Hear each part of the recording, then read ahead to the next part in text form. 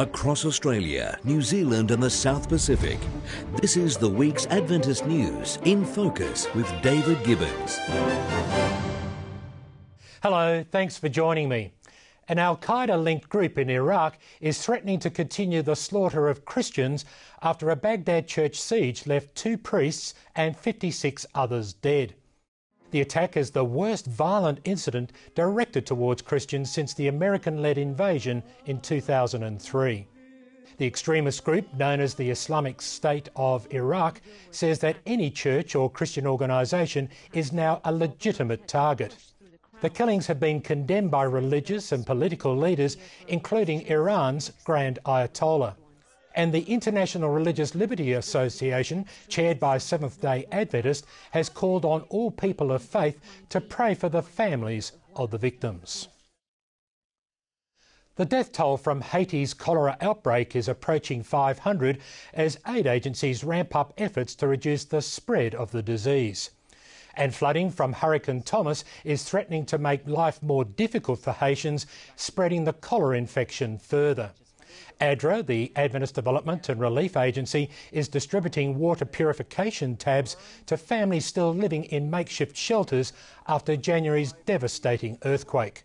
Shanty towns of displaced people are still scattered around the capital, Port-au-Prince, including 500 families camping out on the grounds of the Haiti Adventist University.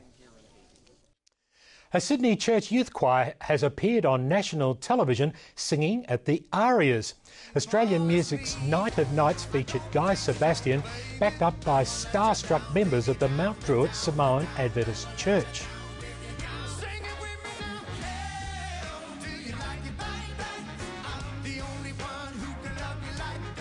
The invitation to sing at the Arias came after the youth choir backed up Guy Sebastian and fellow Australian Idol winner Stan Walker at a fundraising event.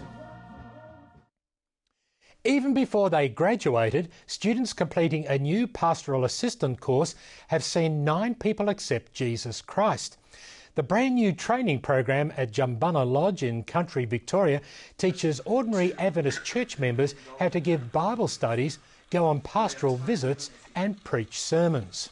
The course has reinvigorated my love for a church which I already loved. I was just blown away. I felt like the Holy Spirit was moving inside of me. I keep on referring back all the time to things that I've learnt here. It's renewed my passion for God. It's renewed ways I've experienced God. All the subjects are very valuable for me and my church. 10 people who graduated last week as pastoral assistants will provide assistance to local church pastors. Details about the 2011 course are available online.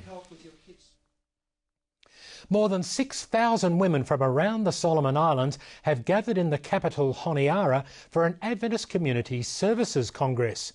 The women, known locally as Dorcas Ladies, volunteer their time in helping the poor and disadvantaged in their local communities.